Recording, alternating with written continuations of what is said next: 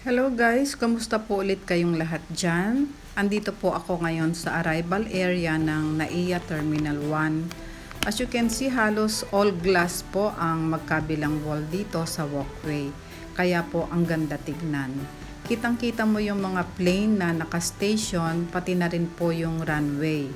Ang linis-linis po dito sa loob, carpeted po siya hanggang before ka makarating sa duty-free stores and immigration. Medyo mahaba yung walkway dito guys, wala po ditong travelator or moving walkway katulad ng nasa Terminal 3. But then okay na okay lang naman maglakad dito kasi carpeted naman siya.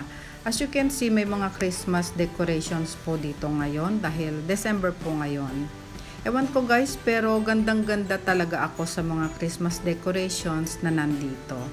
And I would like to greet all of you guys ng advance Merry Christmas and advance Happy and Prosperous New Year to all of you. I just hope ma-upload ko itong video or vlog ko na ito on time para hindi naman maging belated yung greetings ko sa inyo. But just in case ma-delayed ang pag-upload ko nito, pasensya na po.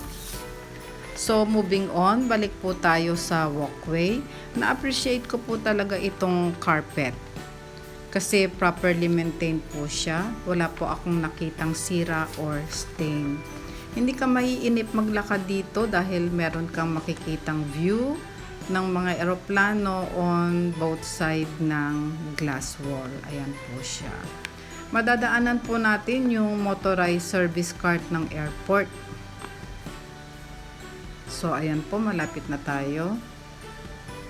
So, ayan po yung service cart na very similar po siya sa golf cart or maybe baka yun na rin po yan siya. Anyway, never pa po akong nakasakay dyan. Nung minsan na sa Terminal 3 ang arrival ko, may nakita akong umaandar na service cart doon. Then nakita ko yung ibang kasabay ko na passenger, parang nag-hitch lang sila. Di ko po alam kung magbabayad sila or magbibigay ng tip sa driver. Or kung nire-request ba yan sa check-in counter. Pero yung wheelchair po, ang alam ko po doon guys, sa check-in counter pa lang nire-request na. Pag naka-wheelchair ka, priority ka sa, excuse me guys, departure hanggang sa arrival sa lahat ng counter. So, this is the end of the carpeted area ng walkway. So, papunta na po kami ng immigration. Thank you guys for watching and please don't forget to subscribe.